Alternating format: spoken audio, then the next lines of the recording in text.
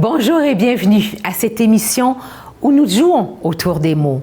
Autour des mots car nous ne sommes pas seulement auteurs de livres. On peut écrire des chansons, des pièces de théâtre, des spectacles d'humour, des téléséries. Mais aujourd'hui, nous allons voir comment nous écrivons pour toucher les jeunes, pour aller les chercher, pour aller les intéresser et les garder captifs.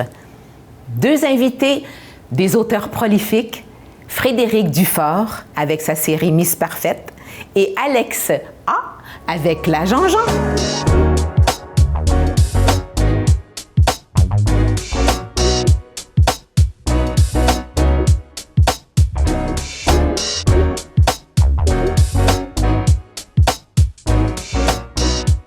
Bonjour à mes invités. Bonjour. Frédéric Dufort et Alex A. Bonjour. Nous explorons donc aujourd'hui l'écriture jeunesse. Qu'est-ce que ça prend pour capter l'attention de nos jeunes? On ne parle pas d'enfants ici, on parle de jeunes, j'imagine pré-ados, ados. Qu'est-ce que ça prend comme écriture? Qu'est-ce que vous vous donnez comme éthique? Vous êtes tous les deux très prolifiques, un avec son agent Jean, l'autre avec sa Miss Parfaite. Alors, dans la Miss Parfaite, on est quand même rendu... vous avez fait 6 tomes. Oui. Qu'est-ce que ça a pris? Qu'est-ce que vous avez voulu transmettre et faire à travers ces livres pour aller toucher les jeunes? Bien, faire exactement le contraire du titre. Surtout au niveau des jeunes filles, leur prouver que d'être parfaite tout le temps, ça sert à rien. Puis essayer de diminuer ce besoin de perfection-là qui est de plus en plus présent. On n'a jamais vu autant d'anxiété chez les jeunes. Puis moi, c'était ce moule-là que je voulais briser parce qu'en salon du livre, le nombre de fois où les parents voyaient Miss Parfaite, disaient « Oh, ma fille, c'est une Miss Parfaite » ou « Mon gars, c'est un monsieur parfait ». Puis je voyais juste les jeunes faire... Je chantais justement que c'était tout le contraire. Puis à cet âge-là, tu veux être indépendant, tu veux être toi-même, tu veux faire des erreurs, puis on te laisse pas toujours les faire. Donc c'était juste de créer un personnage qui est, oui, une grande anxieuse, perfectionniste, qui veut toujours être la meilleure, puis qui réalise finalement que cette étiquette-là, c'est pas elle qui l'a choisie. C'est les autres qui lui ont donné en disant, ben, on le sait bien, toi, t'es bonne à l'école, t'es fine, tu souris tout le temps. Tu sais, garder le sourire constant. Ils disaient, mais toi aussi, t'as le droit de faire des erreurs, de tomber, puis d'apprendre à te relever.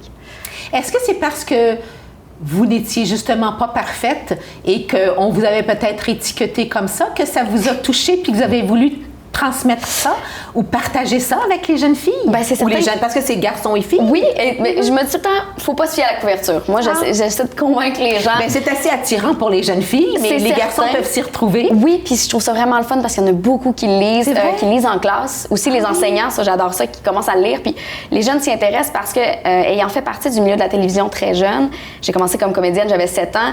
J'arrivais sur un plateau, j'étais la petite Frédéric, toujours de bonne humeur, toujours parfaite, toujours à sa place. Même chose à l'école, j'avais des bonnes notes, mes parents y tenaient beaucoup. Ce qui fait que j'ai tout le temps eu une pression qui s'est accumulée. Mais en dedans, c'est pas ça qui se passait. Bien, il se passait que je m'identifiais bien à cette petite fille parfaite-là, mais il y a un point où je suis devenue adulte et j'ai réalisé que c'était trop. Que tout le monde s'attendait toujours à ça de moi. Puis je me suis dit, mais pourquoi moi, j'ai pas le droit de faire des erreurs ou d'être moins bonne des fois?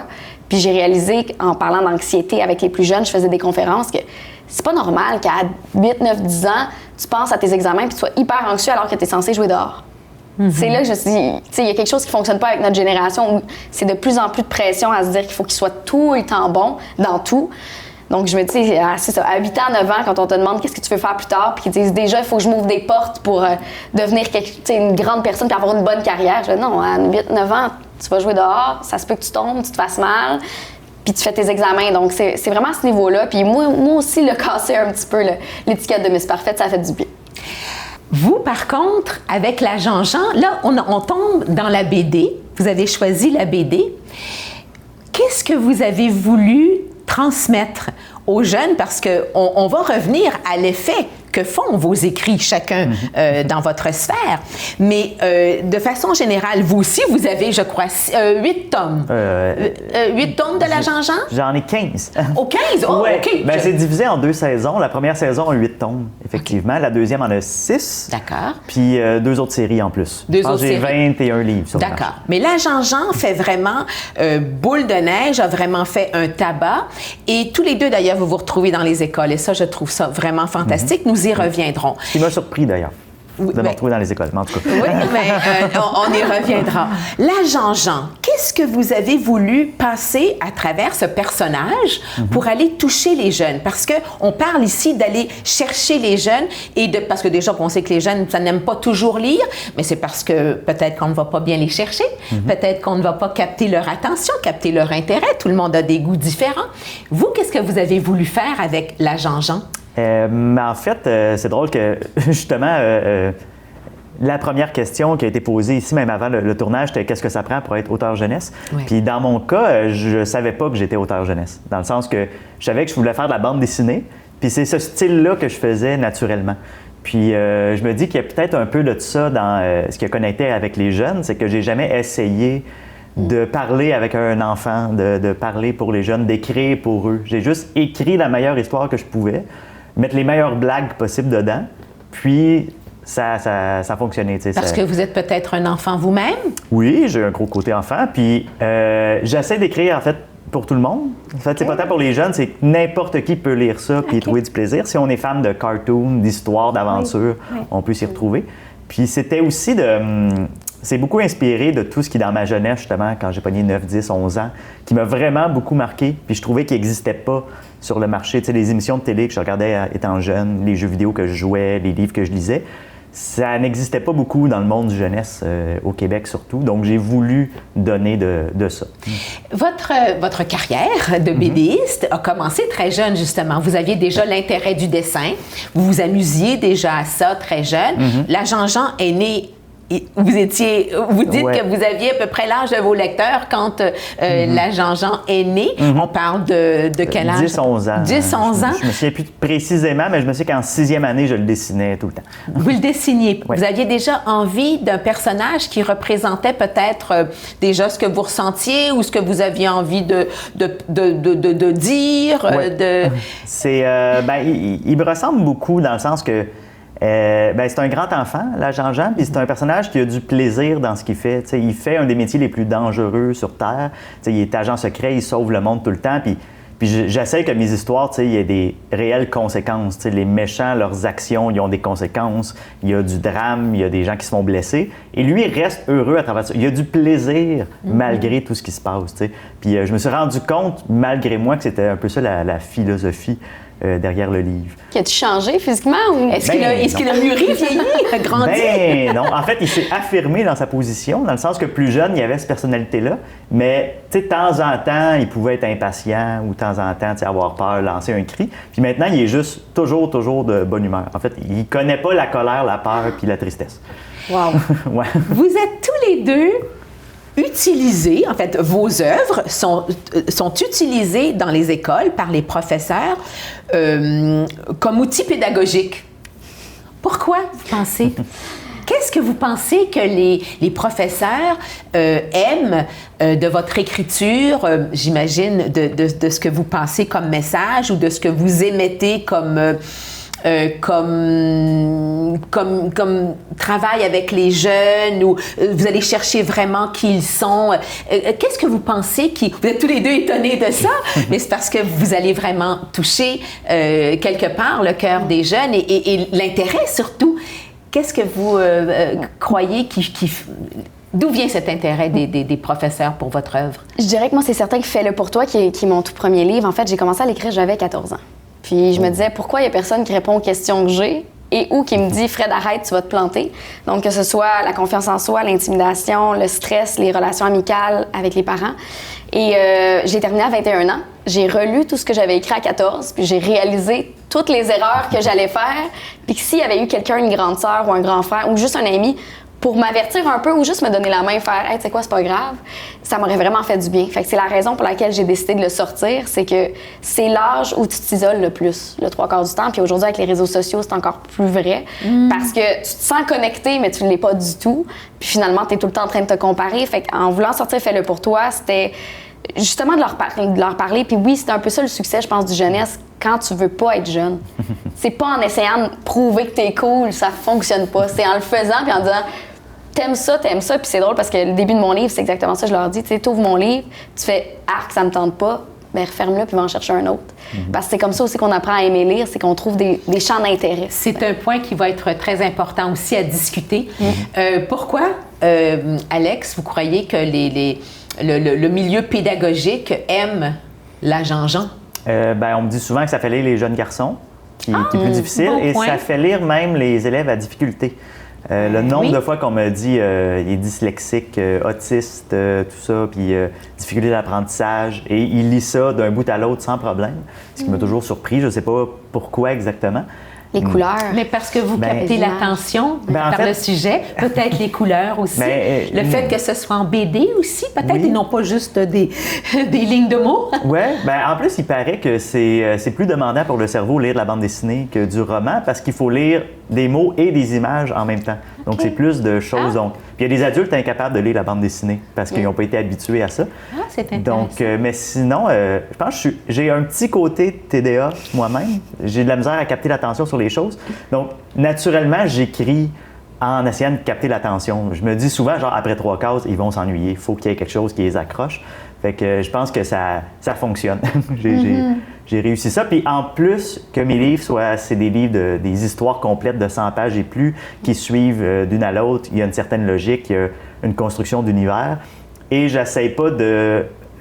c'est comme j'écris pas pour les jeunes dans ma tête, j'essaie pas d'enlever des mots, j'essaie pas de simplifier. J'écris souvent trop de mots, des longs dialogues avec des mots compliqués parce que moi, c'est de même que j'ai eu le goût d'écrire. Puis j'essaie pas justement de me limiter à cause de l'âge du lecteur. J'allais vous demander justement sur le plan de l'écriture, parce que c'est quand même le sujet de l'émission, qu'est-ce que ça prend comme genre d'écriture pour justement peut-être pas les décourager, oh, c'est compliqué, je comprends rien, et puis les garder captifs, mais les instruire aussi en même temps. Mais j'irais peut-être avec Alex, c'est de pas te limiter puis d'être fidèle à toi-même. Ton type d'écriture, ils sont intelligents. Ils sont tellement intelligents. Puis je pense que c'est ce qu'ils n'aiment pas souvent, des fois de la littérature jeunesse, c'est qu'ils vont sentir qu'on les infantilise. Ils comprennent les mots, puis s'ils ne comprennent pas, ils vont comprendre le contexte. Fait que je pense, moi, mon plaisir, c'est des fois de mettre des mots compliqués. Moi, j'étais une jeune fille qui aimait le copier le dictionnaire. J'étais bizarre, enfant. Tu sais, c'était assumé. J'adorais ça. Puis des fois, justement, je mets des définitions parce que ça me fait plaisir. Est-ce que le lecteur, lui, au bout, fait « t'aimes pas ça? » Puis je l'écris en dessous. Ça te tente pas de la savoir, cette définition-là. Saute-la. Comme continue, tu vois, l'étoile est là. Mais je pense justement ce côté-là fidèle à comment toi t'écris, comment tu parlerais aussi. Puis les expressions vieillissent tellement rapidement en ce moment avec les jeunes que si tu essaies d'être cool, ça fonctionnera pas parce que dans 2 semaines, ils diront plus ça puis ils vont dire que c'est out. Puis en plus, quand t'es enfant, tout ce que tu veux, c'est être mature, être dans les cools, adulte, être plus vieux que ce que t'es. Fait que ça sert à rien de toi essayer d'être plus jeune que ce que t'es aussi. Tu sais, ils te voient comme quelque chose qu'ils veulent devenir. C'est pour ça que beaucoup d'adultes finissent par lire du jeunesse parce qu'ils s'ennuient puis ils veulent retrouver ça. Mais ça. n'oublions pas que le but, de toute façon, étant d'instruire, de donner du vocabulaire aux jeunes, etc., nous allons revenir avec nos invités sur d'autres points intéressants.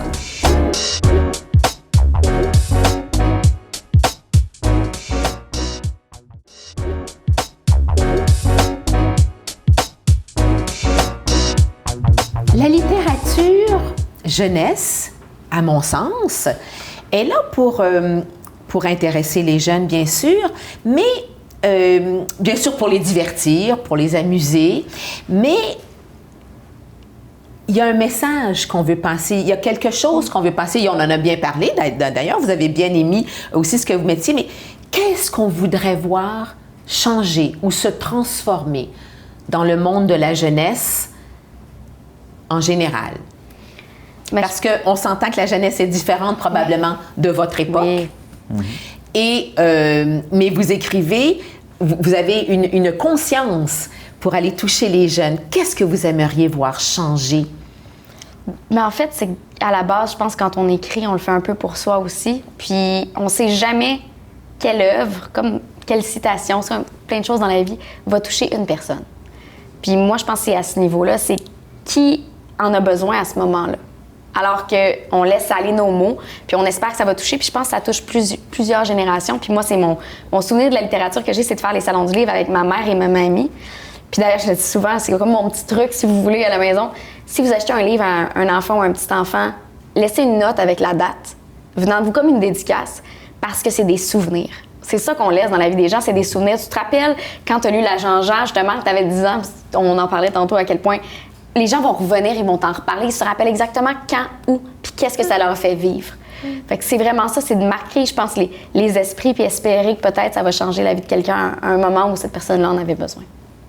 Quand vous êtes dans les salons, des salons du livre ou parce que vous venez de faire le festival BD de Prévost, j'imagine, qu'est-ce que vous entendez des jeunes qui viennent vous voir? « Oh, la Jean-Jean est ici! » Qu'est-ce que vous entendez des jeunes de leur lecture ou de leur désir de vouloir vous lire? Oui, mon Dieu, plein de choses, mais je dirais, c'est drôle, les jeunes ne parlent pas beaucoup dans le sens qu'ils sont juste vraiment contents d'être là, sont impressionnés, sont très... oui, ils rencontrent leur héros. Un peu, ils sont toujours assez... Ils veulent juste leur dessin, puis ils sont juste... c'est le parent qui dit « Pose tes questions, dis-le, il est là, t'avais plein de questions dans l'auto. » Mais quand ils finissent par me parler aussi, je remarque que c'est vraiment en lien avec les histoires que je raconte. Ils ont des questions, ils veulent savoir tel mystère, quel personnage a vraiment fait ça. Ils me parlent de détails qu'ils ont remarqués, des liens qu'ils ont faits. Puis ça me rend bien heureux parce que c'est voulu, tu sais, c'est voulu que mes univers soient bien construits, qu'il y ait des mystères cachés. Puis quand ils remarquent ça, ils sont vraiment absorbés dans l'univers, là, puis ça leur donne le goût aussi d'écrire leurs propres histoires. Je me fais beaucoup montrer des dessins. Ah oui? Ouais. À Prévost, il y a un petit gars qui est arrivé avec sa BD de la Jean-Jean qu'il avait fait lui-même. Il avait imaginé un nouveau tome, puis il l'a fait. Ça me rend vraiment, vraiment heureux. Donc, c'est ça que je veux, c'est juste leur provoquer beaucoup de bonheur, de passion, puis de l'inspiration pour faire ça eux-mêmes. Puis quand ils savent que j'ai commencé à leur âge, justement, puis qu'ils me voient faire aussi, tu sais, quand je vais dans les écoles où je fais des animations, je dessine en direct, je crée des personnages avec leurs idées, donc je leur donne le goût de faites-le, tu sais, n'importe qui peut le faire. Combien ça vous prend de temps peut-être combien ça vous prend de temps pour créer une BD, parce qu'on parle quand même et des dessins et des dialogues, raconter l'histoire et puis placer tout ça, ça peut vous prendre combien de temps? Bien, concrètement, tu sais, le faire, le moment où je m'assois à ma table à dessin puis que je fais l'album, c'est à peu près 4 mois. C'est entre 3 et 5 mois, généralement, selon le livre. Mais c'est toujours... Un livre, ça mijote pendant au moins 2-3 ans dans ma tête. J'allais dire, est-ce que ça mijote avant ou ça se fait au fur et à mesure? Oui. Parce que je suis toujours 5 livres en avant de ce que je fais en ce moment, là, mettons. Tu sais, je faisais le tome 1 de la Jean-Jean, j'avais le tome 8 en tête. Oui. Fait que le tome 8 mijotait tout le long pendant des années. Puis quand je m'assois pour l'écrire, ben ça sort généralement très vite parce qu'il y a eu le temps de se former tout seul. Oui. Pourquoi ça prend tant de temps à se concrétiser? Mon Dieu, ben c'est tellement d'idées. Ça prend tellement d'idées pour faire une bonne histoire. Oui, il faut... Parce que c'est pas juste... Avoir un flash, c'est facile, mais après ça, remplir les trous, faire des liens entre tes différents flashs. Tu sais, c'est 100 pages, c'est plein de personnages. Il faut connaître chacun des personnages. Quand tu écris le dialogue, c'est qu'est-ce qui va répondre à ça, lui. Donc, il faut que tu apprennes à le connaître. Puis tous tes personnages peuvent pas être pareils. Fait que c'est pour ça, c'est très long. C'est juste... tu crées un monde, tu crées un univers. Oui. C'est complexe, un univers. Il y a beaucoup de stock à trouver. Ça doit. Puis créer, en fait, tous les personnages et tout ça, puis que ça se... Puis là, en plus, il faut que je dessine. Oui. Puis il faut pas que ce soit tout pareil. Fait que j'essaie d'avoir de la variété dans ce que je raconte puis dans mes visuels. Wow, c'est un exploit, ça. Ben, c'est pas un exploit, il faut juste faut le faire, il faut prendre le temps de le faire. Il faut avoir la tête, tête bien diversifiée. Il faut être obstiné aussi. J'ai choisi jeune, je vais faire que ça. Ça me tente pas de travailler. Ça me tente pas de perdre mon temps dans un travail qui fait pas de sens, qui est pas artistique. Donc, je vais miser tout là-dessus. Puis j'avais aucun plan B. Fait que ça a pris ça aussi. Faut être tête dure. C'était ça ou rien, hein? Ah oui, vraiment. Vous, Frédéric, vous avez quand même combien de tomes à Miss Parfaite? 6. 6? Ouais. Ça vous prend combien de temps à écrire, disons, chaque tome? Moi, c'est vraiment différent. Moi, c'est vraiment pas d'avance. En fait, je pense que ça s'écrit au fur et à mesure. Moi, je suis vraiment dans le jour le jour, dans le spontané aussi. As-tu un plan avant de commencer à écrire? Ou... J'avais un plan de série. Il devait y avoir 6 tomes pour secondaire 1 à, normalement, cégep. Je suis rendue à 6 tomes et rendue en secondaire 2. OK. Ça, c'est la preuve que j'ai Est-ce qu'elle va se rendre au cégep? Je pense pas, non. OK, vous allez arrêter ça. Okay. Oui. Est-ce qu'elle est terminée, la série? Ou pas encore. Non, pas encore. Elle peut encore continuer, mais OK. Il y avait plus à dire qu'on pensait? Oui, puis justement, c'est une jeune fille qui est très intense, qui a beaucoup de choses à dire, puis j'avais pas le goût de la limiter dans ce qu'elle est. Je voulais garder ça, beaucoup de parenthèses. Vous êtes à l'écoute? Oui, puis je trouve ça le fun, justement, quand les jeunes viennent nous voir puis qu'ils ont des suggestions, ils ont des choses à nous dire, ils ont des personnages préférés. Ils n'aiment pas, des fois, les personnages principaux parce qu'ils les trouvent trop méchants ou tout ça. Fait que c'est tellement le fun de les impliquer aussi dans la création. Puis c'est ça, il y avait comme un bonheur d'essayer d'y aller un peu au jour le jour. Puis avec la pandémie aussi, quand c'est arrivé, je pense que j'avais juste un tome de sortie. Donc, il y a comme une partie de la série qui a vécu en pandémie, qu'on n'a pas vécu en salon du livre non plus. Fait qu'il y avait comme un plaisir à imaginer un univers, puis à partir, c'était mon premier roman. Fait que je me suis identifiée un peu au personnage principal au début. Puis là, plus ça va, plus je m'amuse, puis là, je m'en vais ailleurs. Donc, si je comprends bien, la pandémie a été très bénéfique pour vous. Ben, je pense pas qu'il y ait un auteur qui n'a pas un peu apprécié la pandémie. Oui. Oui, puis ça a été... Puis se consacrer à son œuvre. Oui, mais c'est quand même difficile, je trouve, au niveau du contact social. Souvent, c'est là qu'on invente des choses, on est inspiré par certaines choses ou des gens qu'on croise. C'est vrai que ça doit influencer, puisque vous allez quand même au journalier, au quotidien, à ce qu'on vit, et puis vous-même, le vivant, vous pouviez peut-être imaginer ce que pouvaient vivre les jeunes. Il y a un livre qui m'intéresse dans ce que vous avez écrit, c'est Tout pour toi. Fais-le pour toi, oui.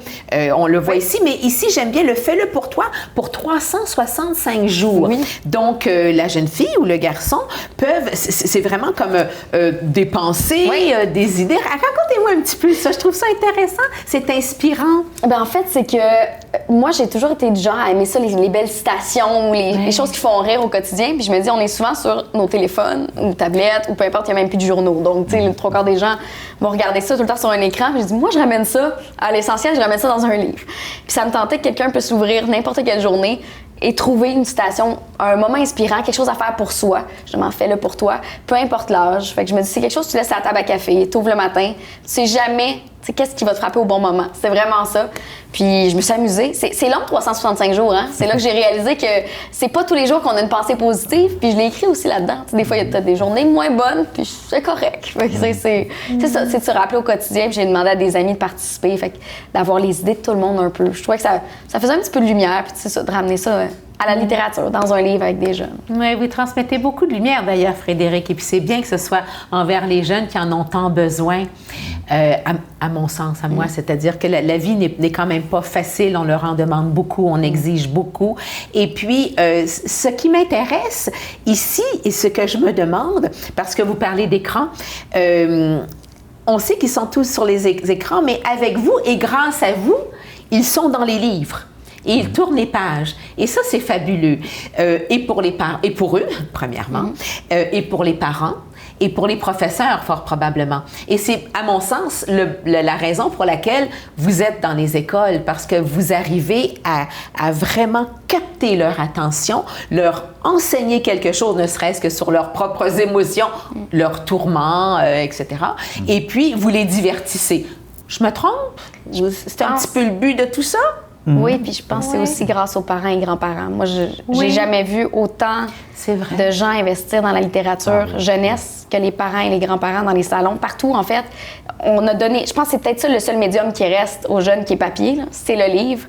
Puis les parents veulent tellement que leurs enfants lisent. Puis même eux, c'est comme de retrouver un retour à la source. Tu sais, qu'est-ce qu'ils sentent meilleur qu'un livre? Mais pourquoi, d'après... On est tellement sur les écrans et... Oui, je comprends la préoccupation de tes parents, des grands-parents, des professeurs, mais pourquoi vous pensez que ça vient les chercher, justement, ces adultes-là, de voir que leur enfant lit, leur enfant, leur adolescent? Qu'est-ce que vous pensez qu'ils pensent que ça leur apporte? J'ai l'impression que beaucoup de parents achètent des livres à leurs enfants parce qu'ils ont l'impression qu'eux lisent pas assez déjà. Puis en fait, lire, c'est vu comme quelque chose de difficile en société, ce qui est étrange d'ailleurs. Ah oui? Oui, bon? oui, c'est vu comme... j'ai vu quelques fois là, des parents, mettons, ouvrir mes livres et dire à leur enfant « Es-tu sûr que tu es capable de lire ça? Ça a l'air quand même épais. » Tu sais, c'est... Ah, l'épaisseur du livre est importante. Oui, des choses comme il y a beaucoup de mots. Le caractère aussi. Hein, mais tu sais, c'est comme n'importe quoi, là. Si on s'habitue... Si tu sais lire, tu es capable de lire un livre. Mais il y a un peu de ça. On dirait qu'il y a quelque chose qu'eux, ils ont l'impression qu'ils n'ont pas assez ou qu'ils n'ont pas eu, puis ils veulent donner ça à leur enfant. Puis la lecture est beaucoup associée à l'intelligence, le développement, la connaissance aussi, beaucoup. Lire des livres. C'est sûr que ça développe certains, des connaissances nécessaires, le vocabulaire. Puis c'est une activité qui est calme. L'enfant, il est dans son coin, il lit, il est calme. Tu peux pas le lire et être agité, disons. Fait qu'il y a quelque chose de méditatif peut-être aussi à la lecture. Il y a la Jean-Jean, il y a le mini-Jean. Il y a la nouvelle série Ninja. Comment ça va dans tout ça, là? On continue de front les trois? Non. En fait, je les termine une après l'autre. L'Agent Jean est terminé depuis l'automne passé. Mini-Jean, ça va être la dernière BD, en fait, la dernière sous forme de BD, parce que Mini-Jean commence dans d'autres formats. Il y a des romans Mini-Jean qui s'en viennent. Puis l'Univers est un ninja, je la termine début de l'année prochaine. En fait, cet automne, je finis les 2 derniers livres de la série parce que je veux faire autre chose. Bien, j'allais dire, étant donné ce que j'ai compris de votre esprit, vous êtes déjà rendu très, très loin, Louis. Vous êtes rendu déjà... J'ai un plan pour 10 ans. Avec d'autres choses complètement. OK, avec d'autres choses. Oui. Et vous avez des plans pour Miss Parfaite ou les jeunes? Qu'est-ce que vous leur préparez? Qu'est-ce que vous mijotez, Frédéric? Ben là, Miss Parfaite, il va y avoir un 7e qui est pas encore annoncé. Fait que c'est le plaisir. C'est qu'on sait pas c'était quand. On gardait ça en pause un petit peu. Puis sinon, j'ai d'autres projets d'écriture aussi. Peut-être plus au niveau du jeune adulte. J'aimerais ça aussi me tourner vraiment plus vers les jeunes garçons. Fait que c'est beaucoup de projets. C'est ça qui est beau de la littérature. Je pense qu'on a comme libre cours pour choisir ce qu'on veut faire. Nous avons de la chance d'avoir des auteurs et autrices de votre trempe qui nous offrent autant de beau matériel. Merci. Merci d'avoir été là. Merci d'écrire. Merci de transmettre ce que vous avez à dire, ce que vous vivez, parce que vous savez que ça touche les jeunes. Merci pour les jeunes. Merci d'être ce que vous êtes. Merci à vous. Ça fait plaisir.